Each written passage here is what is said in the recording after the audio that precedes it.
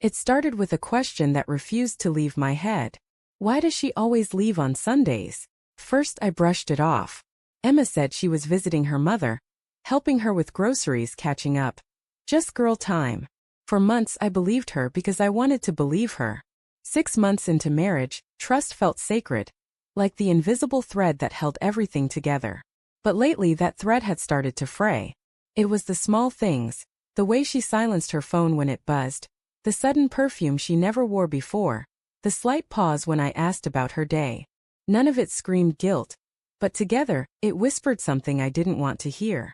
Then one Sunday morning, as she tied her hair into a bun and slipped on her favorite cream sweater, I caught the faintest whiff of his cologne, the same scent her ex, Daniel, used to wear. I remember because once early in our relationship she'd said, "Daniel used to wear this. I always liked how it smelled." That memory hit like a fist. "Going to your mom's again?" I asked, pretending to scroll through my phone.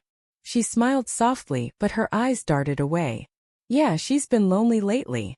I won't be long." I nodded, kissed her forehead, and watched her leave. But this time, instead of sitting on the couch waiting for her to return, I grabbed my car keys. If she was lying, I needed to see it. Not imagine it. Not doubt it. Know it. The streets were quiet that morning, painted in the pale light of early autumn. I kept my car a few lengths behind hers, heart thundering, palms slick on the steering wheel. She drove toward the older part of town, nowhere near her mother's house. Then she turned into a narrow side street lined with oak trees. My breath caught when she pulled up to a familiar red brick building. Daniel's apartment. I'd seen it once before, years ago, when she dropped off some things after their breakup. I parked half a block away, every part of me screaming that this was a mistake. But I got out anyway. I had to see. Through the trees I saw her knock on the door. Daniel answered. He looked just like I remembered, tall, confident, with that easy charm that made people feel like they mattered. He smiled at her, that same smile that used to make her light up. And then she walked inside. No hesitation. No guilt. Just familiarity. I stood there for a full minute, unable to move, unable to breathe. My mind replayed every Sunday morning, the hugs before she left, the love you at the door, the trust one gave her like an offering. She'd been lying every single time. I could have left. I should have. But something inside me broke, something that refused to be quiet anymore. So I walked up the path and knocked. Daniel opened the door again, surprise flickering across his face. "Mark," he said, my name sounding foreign on his tongue. Behind him Emma froze. Her hand was midair, holding a cup of coffee. The color drained from her face. "Hey," I said quietly. "Mind if I join?" No one spoke. The air was thick enough to choke on. Daniel stepped aside slowly, unsure what to do. Emma's lips parted, but no words came out. I walked in, every step heavier than the last. The room smelled like roasted coffee and betrayal. Her scarf was draped on the couch. A half-eaten muffin sat on the table. She'd been comfortable here. Too comfortable. "Mark, I can explain," she started, voice trembling. "Then explain," I said, my voice calm but my hands shaking. Daniel looked between us. "Maybe I should." "Sit down." I cut in, my eyes never leaving hers. "If we're going to have the truth, we'll all hear it." Emma's eyes filled with tears. "It's not what you think." "Really?" I said bitterly. "Because it looks exactly like what I think."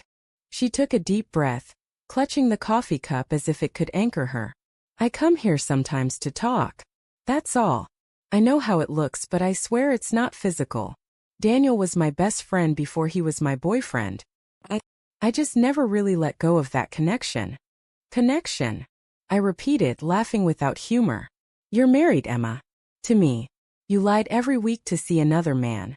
What do you call that if not betrayal?" Her eyes pleaded.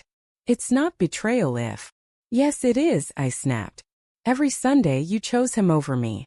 Every time you lied, you made that choice again." Silence fell like glass shattering. Daniel shifted uncomfortably. "She came here because she was confused," he said softly. "But she never crossed a line. I wouldn't let her." I turned to him. "Then you knew she was married, and you still let her come here?" He lowered his eyes. "She said you two were going through a rough patch." I let out a broken laugh. "We weren't. Until now." I left before either of them could say another word. I didn't slam the door, didn't yell, didn't look back. The only sound was my own heartbeat pounding in my ears. When I got home, I sat in silence for hours.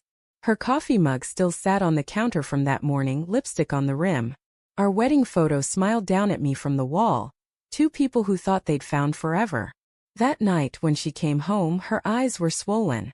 She dropped her keys and whispered, "Mark, please. I made a mistake. I didn't cheat, I swear. I missed who I used to be with him." Her words broke something deeper than anger. "You missed who you were," I said quietly. "But I'm the one who's been paying for it." She stepped closer, tears falling freely. "I love you." I shook my head. "Maybe you do. But not enough to tell me the truth." I didn't file for divorce immediately. I couldn't. Part of me still loved her, still remembered the way she laughed, the warmth of her hand in mine. But every time Sunday came around, every time I heard the clock strike 10, I felt that same hollow ache in my chest. Trust, once broken, doesn't mend easily. It leaves cracks, small, invisible ones that spread quietly until one day, the whole thing collapses. A few weeks later, I packed a bag. As I walked out, Emma stood by the door, trembling. "So this is it," she whispered. I looked at her for a long moment. "You ended it long before I did." And then I left. Sometimes I still drive past that red brick building. Not because I miss her, but because I want to remind myself what truth feels like when it finally comes into the light. Betrayal isn't always about the act. It's about the silence that hides it. And in that silence, I learned the hardest truth of all. Love dies not when someone stops caring, but when someone starts lying.